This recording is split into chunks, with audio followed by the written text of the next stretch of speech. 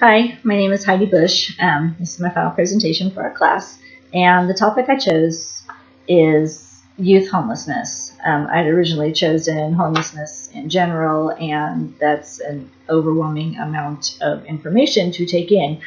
So with Natalie's advice, I narrowed it down and narrowed it down to youth homelessness. So give you some numbers here.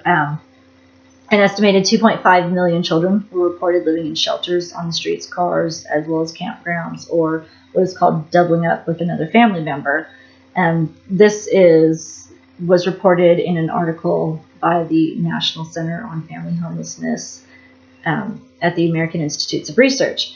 The report is called America's Youngest Outcasts, and they got their data from the U.S. Census Bureau as well as the U.S. Department of Education. And the data had concluded that there was an 8% increase in youth homelessness between 2012 and 2013. So, pretty alarming number. That's a lot of kids. Now, granted, some of those kids are actually they're living with their families. They're displaced with their families in the shelter or in a car or on a family member's couch. However, there's another chunk of these kids from these numbers who are not. They don't have family. They are living in an abandoned building. They're sleeping in a shelter, possibly. They're also possibly living in a car, or, it's definitely a not safe place for a child to be living. A lot of those kids are runaways. They've ran away from home for whatever reason, whether they simply didn't like the rules mom and dad set for them, or they were being abused at home, mentally, sexually, physically, domestic violence in the home. There's a number of reasons why kids run away.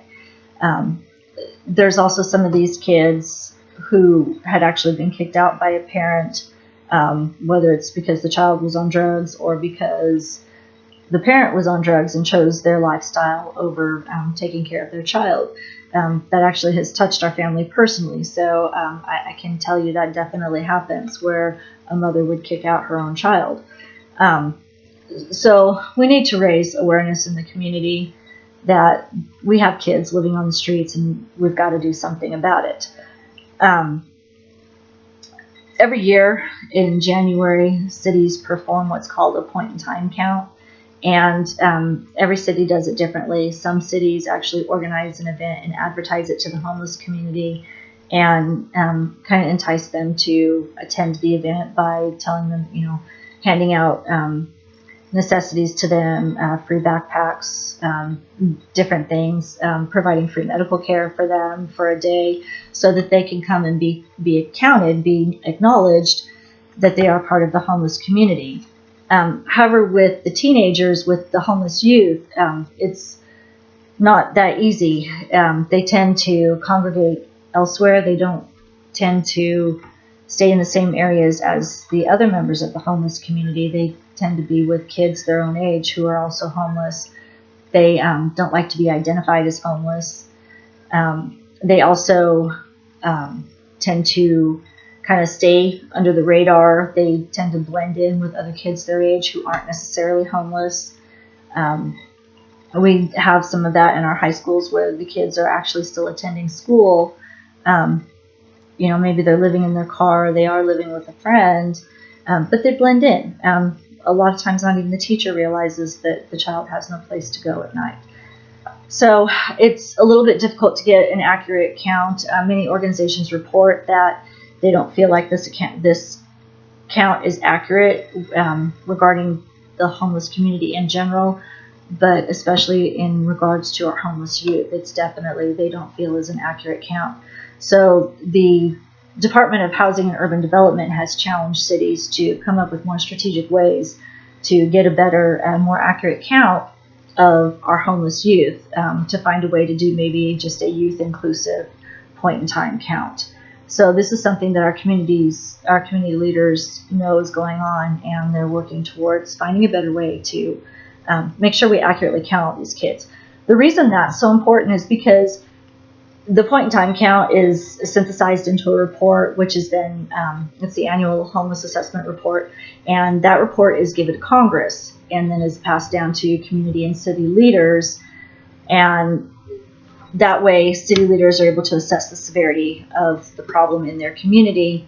And advocates for homelessness use these reports as tools to apply for grant funding, to apply for grants, which provides funding for the resources that are available for these kids. One of the problems is a lot of these kids really don't know what resources are out there for them because they do prefer to stay hidden.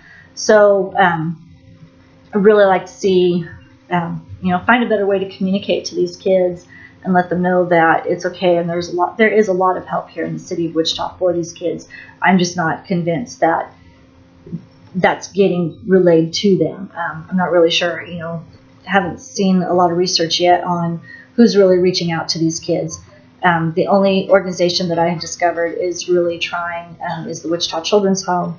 They have what's called the Street Outreach Service, and they reported that in 2013 they reached out to almost 7,000 kids who were living on the streets of Wichita.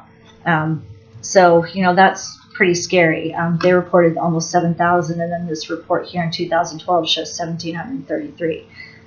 Again, hard to get an accurate count, but that's so very important if we're going to receive proper funding to help these kids.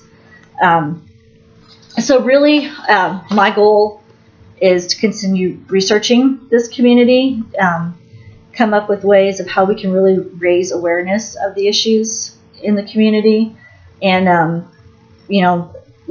find ways to let these kids know that the resources are available to them.